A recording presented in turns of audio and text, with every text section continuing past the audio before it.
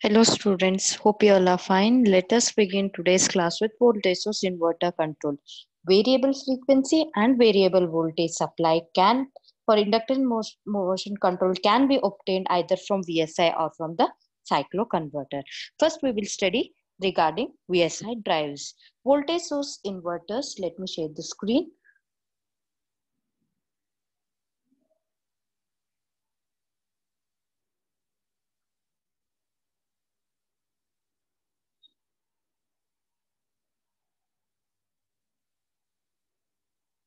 Yeah, this is a figure for voltage source inverter. Voltage source inverter allows variable frequency supply to be obtained from a DC supply. The figure here shows VSI employing a transistors. Any other self-commutated devices can also be used instead of transistor here. So if we use MOSFET, it is used for low voltage and low power inverters. If IGBT and power transistor are used, they are used for medium power levels. And if GTO and IGCT are used, they are used for high power levels. Okay. VSI can be operated as a step wave inverter or a pulse width modulated inverter. Here let us consider a case when operated as a step wave inverter. Its transistors are switched in the sequence of the numbers as shown in figure, that is from TR1 to TR6.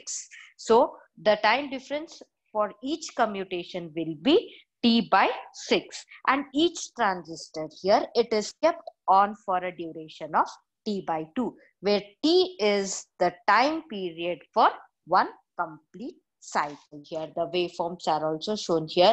The waveform shown in the first figure is a step wave inverter with a voltage waveform. Then PWM line voltages, the waveform. So for that, when a supply is DC, okay, let us see now. When the supply is considered as, when we consider DC supply, variable DC voltage input for a inverter is obtained by connecting a chopper between the DC supply and the inverter as shown in the first figure here. When a AC supply is used, variable DC input voltage is obtained by connecting a control rectifier between the AC supply and the inverter. So next is, as you can see here, the figures for both of those are shown here.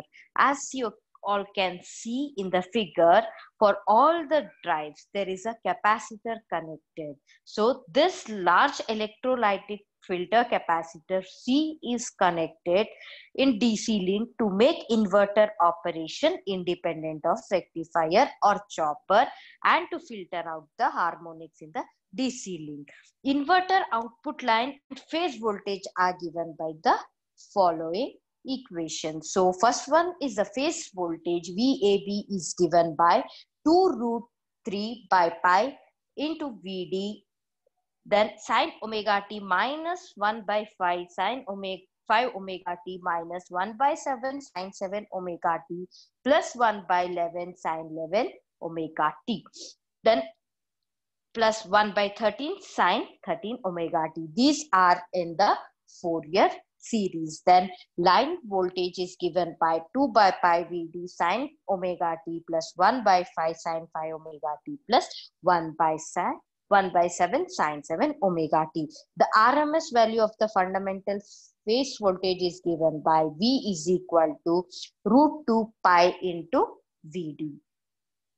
The RMS value of the fundamental voltage is given as the torque for any given speed can be calculated by considering only the fundamental component. The main drawback of this stepped wave inverter is the large harmonics of low frequency in the output voltage is formed. This is not good for any of the circuit. So what happens, there are many drawbacks which the step wave inverter, if used induction motor drive, will suffer some of the drawbacks. Because of low frequency harmonics, the motor losses are increased at all speeds, causing derating of the motor.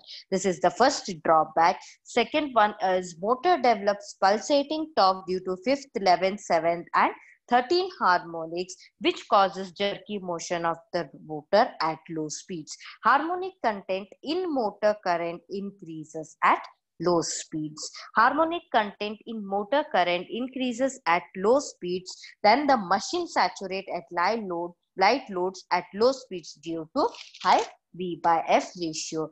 These two effects will overheat the machine at low speeds, thus limiting the lowest speed to around 40% of the base speed. These are the drawbacks which the induction motor drive will suffer if the step wave inverter is used. Instead that it is better to use the power with modulated inverter. So for that we will study the braking and multi-quadrant operation of voltage source inverter induction motor. As always studied, the power input to the motor is given by P input is equal to 3 VIS cos phi. V is the fundamental component of the motor phase voltage. IS is the fundamental component of the motor phase current. Phi is the angle between V and IS. Then we will study dynamic braking in this case. Let us consider the dynamic braking of PWM inverter drive. Here the two figures, the last two figures, third and fourth figures use the PWM inverter drive. Let us consider the third figure for our study with dynamic braking, third and fourth figure. First we will consider the fourth figure. AC supply is given here, then diode bridge is in between, then the PWM inverter. As you all can see in the figure, for dynamic braking, the switch SW and a self-commutated switch in series with a braking resistor RB connected across the DC link are added to the drive. When the operation of motor is shifted from motoring to braking, switch SW is opened. So generated energy will flow into the DC link, which in turn charges the capacitor and its voltage will rise. So when it crosses the set value, switch S is closed, connecting the resistance across the DC link here. Then the generated power and part of the energy stored in the capacitor flow into the resistance and the DC link voltage will reduce. When it falls to its normal value, switch S, which here it uses a transistor here. I'll show that figure. This is the exact figure. Here you can see the resistance and switch S here is a transistor. SW switch is also shown. Okay. When it falls to its normal value, switch S is opened, thus by closing and opening switch S based on the value of DC link voltage, generated energy is dissipated in the resistance, giving the dynamic braking. Now let us move on to regenerative braking.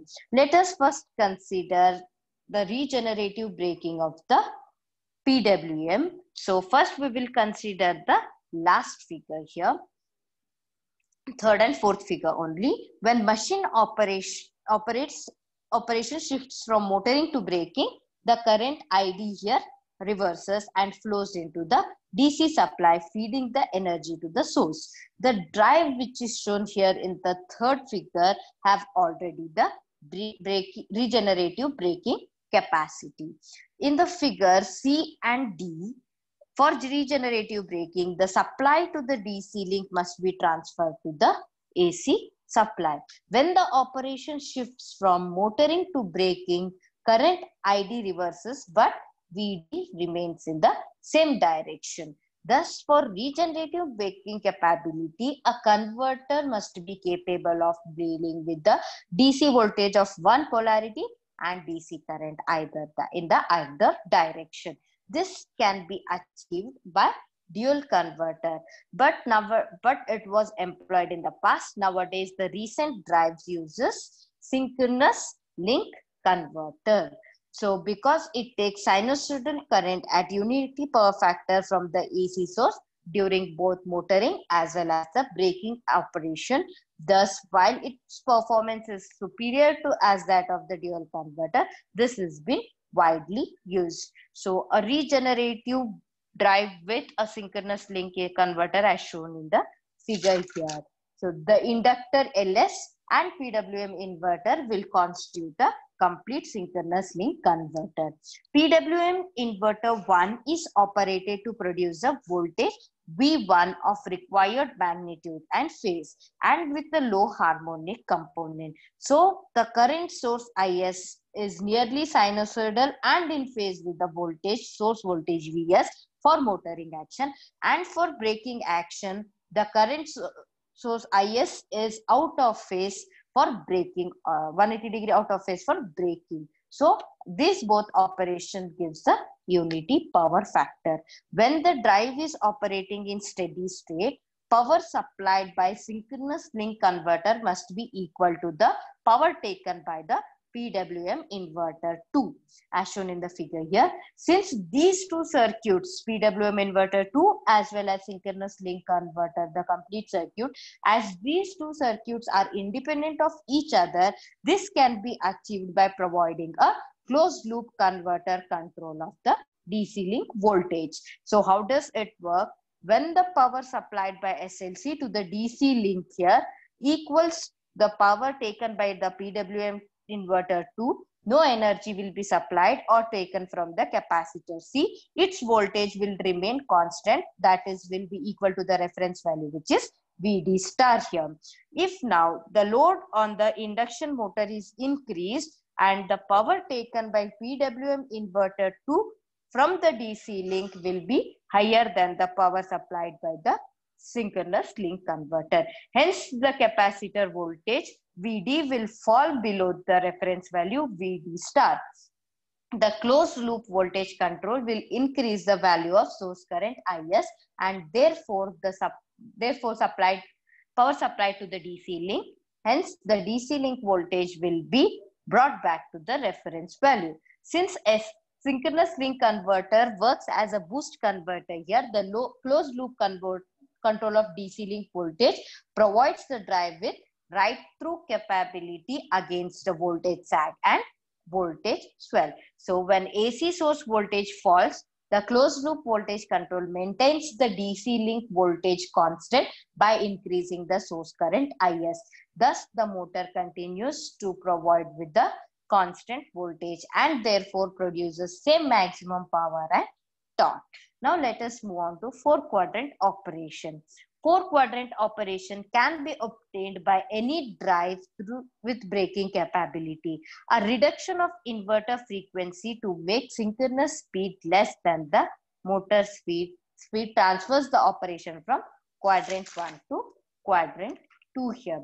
The inverter frequency and voltage are progressively reduced as speed falls to break the machine up to 0 speed. Now phase sequence of the inverter output voltage is reversed by interchanging the firing angle between the switches of any two legs of the inverter. For example, between the pairs TR1, TR4 and TR3 and TR6 in the figure.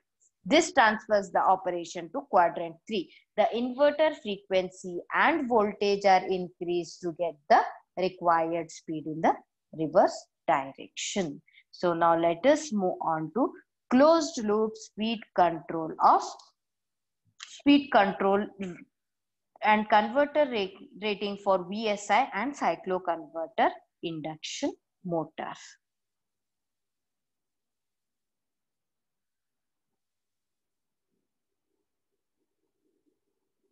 So this is a figure for closed loop speed control and converter rating for voltage source inverter and cycloconverter induction motor.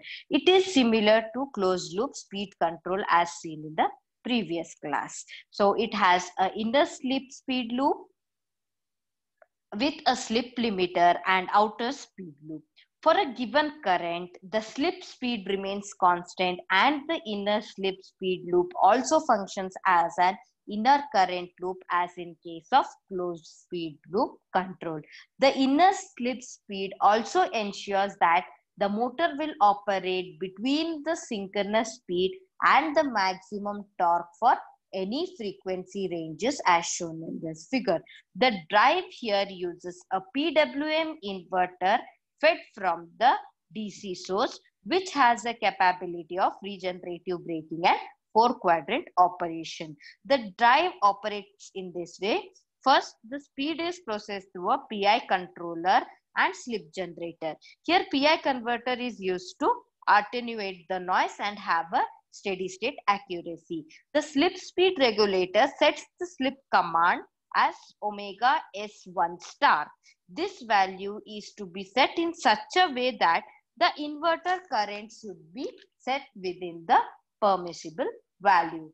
Here the synchronous speed, which is obtained by adding actual speed omega m and slip speed omega S1 star, this determines the inverter frequency. The reference signal for the closed loop control of the machine terminal voltage V star is generated from the frequency F using a function generator. Here in the figure you can see the flux control block. This flux control block ensures that the flux to remain constant up to base speed and constant terminal voltage above the base speed. Let us consider two cases here. First case is if the step is increased, and second case will be if the step is decreased. So first is if there is a step increase in omega star. This produces a positive error. The slip speed command omega S1 star is set at the maximum value. Now the drive accelerates at the maximum permissible inverter current, producing the maximum available torque until the speed error is reduced to a small value.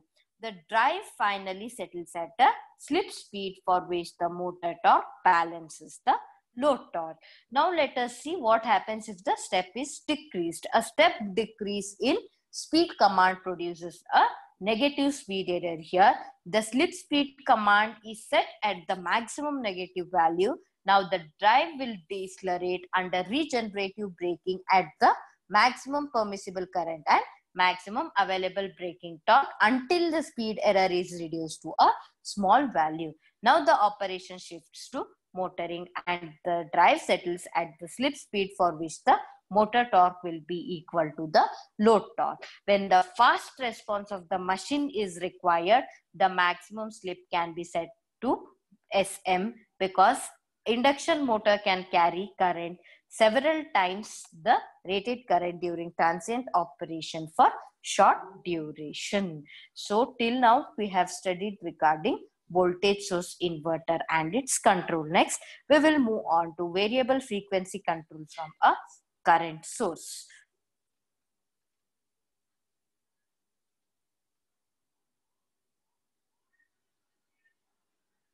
So this is a figure for variable frequency control from a current source.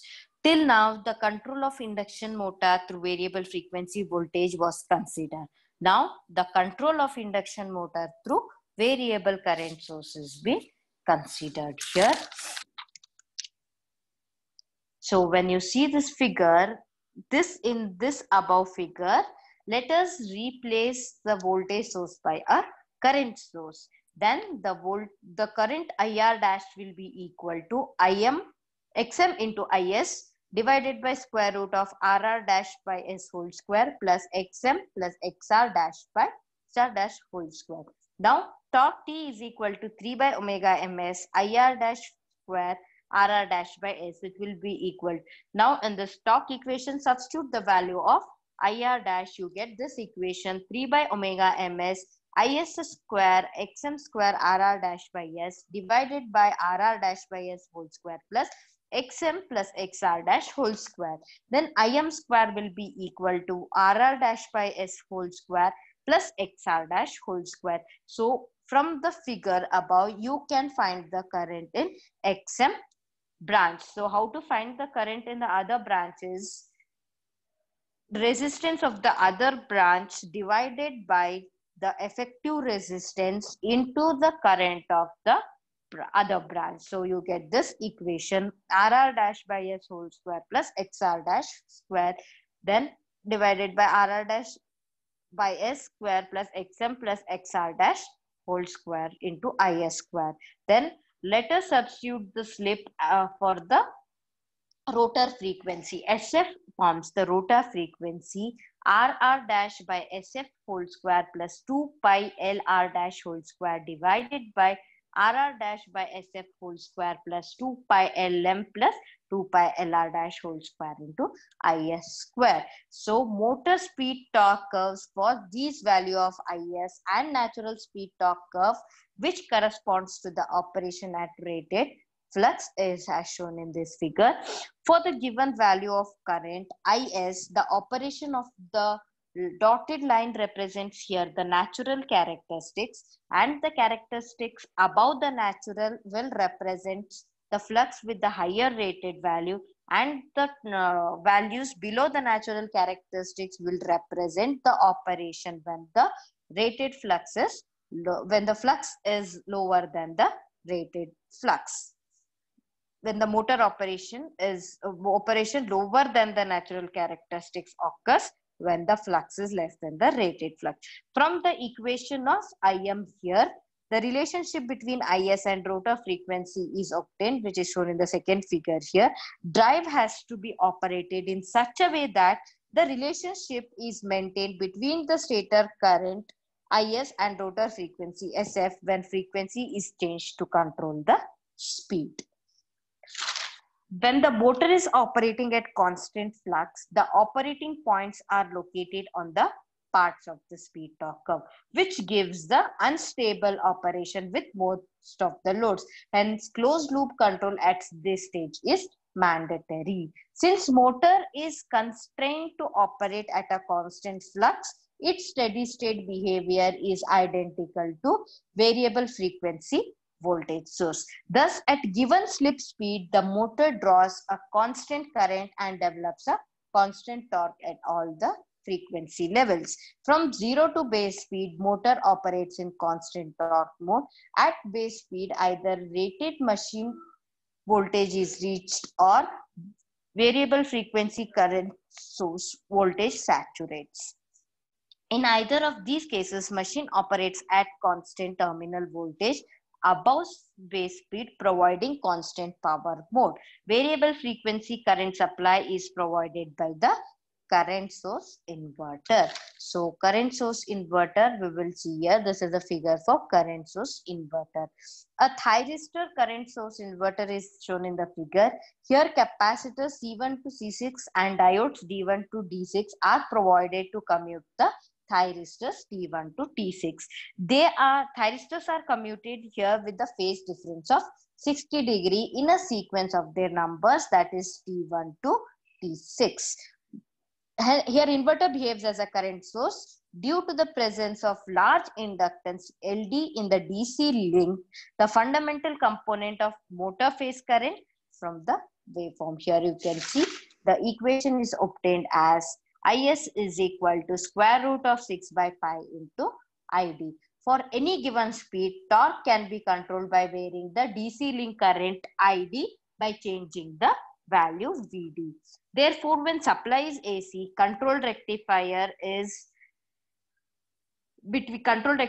connected between the supply and inverter, and when supply is DC, chopper is interposed between the supply and inverter. The output value of both control rectifier and chopper is so chosen that the motor terminal voltage will saturate at the rated value. The major advantage of current source inverter is its reliability. In case of voltage source inverter, a commutation failure will cause the thyristor or two devices in the same leg to conduct. Due to this, there is a direct connection of these devices to the source, the two devices which will conduct. There is a direct connection of these two devices to the source, which lead to the rise in current. So to have protection of these kind of situation, there are semiconductor fuses have to be used, which are highly expensive. This is not the case of current source inverter due to the presence of large inductor LD. For the protection of this current source inverter, we can use the less expensive HRC fuse. These are good enough for the protection of thyristor. As seen in this figure, there is a rise and the rise and fall of current is more fast. Due to this, the motor produces a voltage spikes.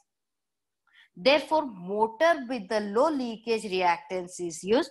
Even after this, also there is no reduction in the voltage spike. The commutation capacitors C1 to C6 with large value is used to reduce the voltage spikes efficiently. So now let us consider the regenerative braking and multi-quadrant operation in case of current source inverter. So as previously seen, regenerative braking can be obtained by reducing the synchronous speed less than the motor speed. This is achieved when machine operates as a generator, that is power flows from machine to DC link and DC link voltage VD reduces. If the AC supply is used, then there is no need of additional equipment because fully controlled rectifier is made to work as an inverter and the power supplied to the DC link will be transferred to the AC supply to achieve the regenerative braking. If DC supply is used, the regenerative braking and 4-quadrant operation can be obtained if a 2-quadrant chopper providing current in one direction but voltage in either direction is used. This if the AC supply is and if there is a DC supply, what are the conditions to be maintained to have the regenerative operation and multi-quadrant operation is seen. Now let us go to the closed loop control of current source inverter drive here. A closed loop control of current source inverter is as shown here in the figure. Actual speed here omega m is compared with omega star. The speed error here is processed through the PI controller and a slip regulator as seen in the previous case, closed loop control of VSI drives. The slip regulator sets the slip speed command omega S1 star. The synchronous speed obtained by adding omega m and omega S1 star determines the inverter frequency. So constant flux operation is obtained when the slip speed omega S1 or rotor frequency and IS have the same relation here as shown in this figure. Since ID current is proportional to IS, according to the equation, that is IS is equal to root 6 by pi ID, a similar relation with respect to the above figure exists between omega S1 and ID for constant flux operation. Based on the value of omega S1 star, the flux control block here you can see from the figure, flux control block produces a reference current ID star, which through a closed loop current control adjusts to the DC link current ID to maintain the constant flux. This diagram, that is current control, firing circuit, fully controlled rectifier, this complete circuit is a circuit of closed loop current control. Okay, this will adjust the DC link current to maintain a constant flux. The limit imposed on the output of the slip regulator limits the ID at inverter rating here. Therefore, any correction in the speed error is carried out at maximum permissible inverter current and maximum available torque, giving fast transient response and current protection here. This forms the operation of closed loop speed control of current source inverter drive. Let us have the comparison of current source inverter and voltage source inverter. Current source inverter is more reliable than voltage source inverter, as I have told in the beginning, because conduction of two devices in the same leg due to commutation failure will not lead to the sharp rise of current through them. That is why current source inverter is more reliable than voltage source inverter. It has inherent protection against the short circuit across the motor terminals. Current source inverter has a inherent protection against a short circuit across the motor terminals.